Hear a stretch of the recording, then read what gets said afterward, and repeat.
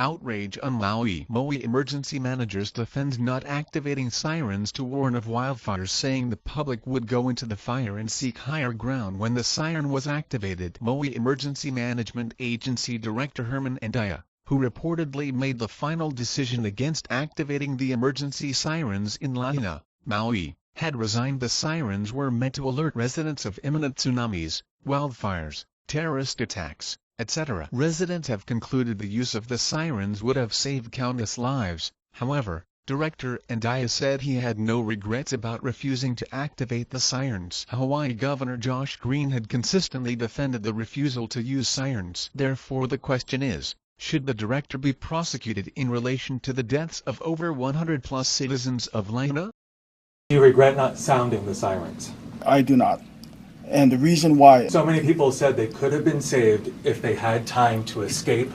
Had a siren gone off, they would have known that there was a crisis emerging. And as we know, so many bodies were found in the ground as the flames caught their heels. Give me the answer. The sirens, as I mentioned earlier, is used primarily for tsunamis. And that's the reason why many of them are found, almost all of them are found, on the coastline. The public is trained to seek higher ground in the event that the siren is sounded. Had we sounded the siren that night, we're afraid that people would have gone mauka. And if that was the case, then they would have gone into the fire. By the way, I should also note that there are no sirens mauka, or on the mountainside, where the fire was spreading down. So even if we sounded the siren, it would not have saved those people on the mountainside. The devastating situation in Maui once again had proven the U.S. government to be incompetent and unreliable in time of need. Deputy Director in charge of water refused to open waterways to help firefighters who begged for it. Check out this video to see that Maui Emergency Management Agency Director Herman Andaya lied about the system and not using the sirens to warn the citizens of Lahaina. So in the state of Hawaii, we have a statewide alert and warning system, which we also call SAWS. That involves not only the siren warning system, but as well as IPAWS. IPAWS is the Integrated Public Alerts and Warning System provided by FEMA, and that has the Emergency Alert System, also known as EAS. It also has the Wireless Emergency Alerts, which is known as WEA. We also use sirens for hurricanes, brush fires, flooding, lava, hazmat conditions, or even a terrorist event. We have over 400 sirens spread out through 4 counties. Our sirens have a rating of 121 decibels. We have to visit each siren minimal once a year for preventive maintenance. Our role in the state of Hawaii in emergency management, especially telecommunications, is to prevent loss of life and to minimize property damage. Colin Rugg tweeted, Maui Emergency Management Agency Chief Herman Andaya has resigned due to health reasons. After he refused to play the sirens to alert Maui residents of the fire, he should be dragged away in handcuffs and thrown in jail instead. Before resigning, Andaya made it clear that he did not regret his decision to not alert the residents. At least 111 people are dead, and this clown doesn't regret not alerting them before they were burned alive. Criminal. What is really happening here? Is there a land grab going on? Those fortunate enough to still have homes standing are now evicted, and President Biden authorized one-time payments to households of $700 to displaced people. How embarrassing and insulting. Realizing that they requested a $40 billion emergency fund to Ukraine, doing the math, there were around 13,000 residents in Lahaina times $700. That's $1.9 million. Absurd. Why is it so hard to help U.S. citizens and so easy to support Ukraine? Long term,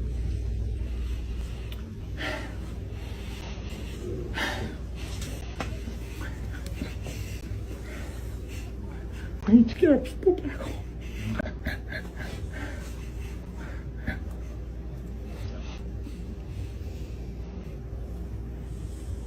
I just came from a meeting run by the governor. All these developers were talking about, forget the permit process.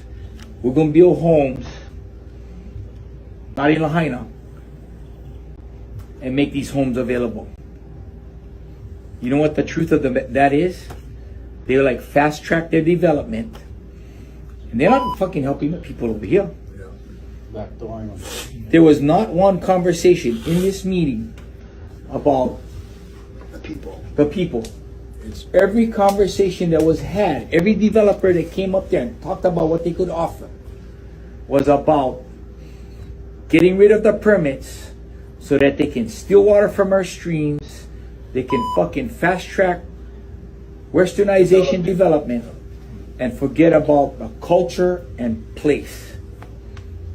That's gonna be our hardest journey in this long road to recovery. Do not give up Maui. Do not let them take your land. They are giving eviction notices to people whose houses didn't burn down. That shouldn't be legal. The court took time to write an eviction notice. I knew there was evil in this world, but Jesus Christ. The landlord had to go to the court, file a petition, and then managed to get that done in under a fucking week, and we can't get aid?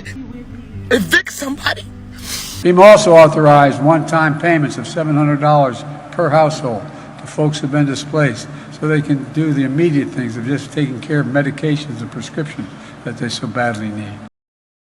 Also, Hawaii is the most expensive state in the U.S. $700 in Hawaii is equivalent to about $350 in other states.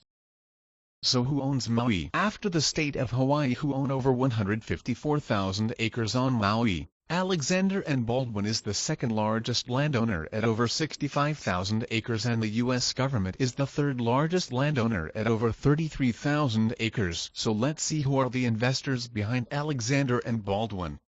It's BlackRock, Vanguard and State Street. Interesting, don't you think? What's also interesting is how intense and unusual these fires seems to be lately. In 2018 there was a press release on BusinessInsider.com titled, "Aluminum Dust from Geoengineering Fueling Super Wildfires." According to author, while researching for his new novel, author Dennis Mills discovered an alarming link between chemtrails and the super wildfires. The author discovered that unprecedented levels of aluminum and barium nanodust, primary components in chemtrails, both of which are incendiary, are fueling the ferocity of the super wildfires. A retired USAF Brigadier General, General Charles Jones, has been quoted from a public source as stating, "These white aircraft spray trails are the result of scientifically verifiable spraying of aluminum particles and other toxic heavy metals, polymers and chemicals. Millions of tons of aluminum and barium are being sprayed almost daily across the U.S., stated Mills, a former naval officer and UCLA graduate. Just sprinkle aluminum or barium dust on a fire and see what happens. It's near explosive. When wildfires break out,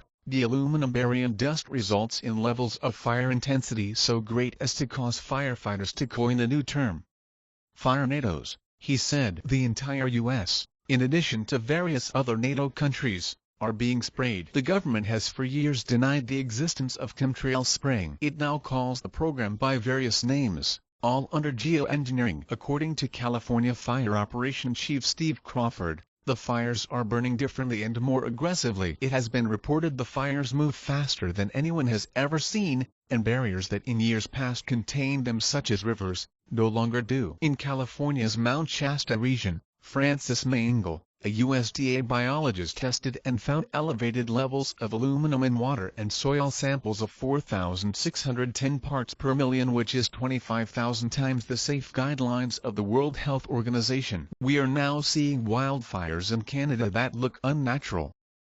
It was a devastating night last night, probably one of the toughest of my career, the toughest of all of our firefighters' careers. Likely is one of the most challenging nights of firefighting in our history. We fought hard last night to protect our community. Somebody described it to me last night in the heat of the battle as it was like 100 years of firefighting all at once in one night. And I really think that it was true. We fought 100 years worth of fires all in one night.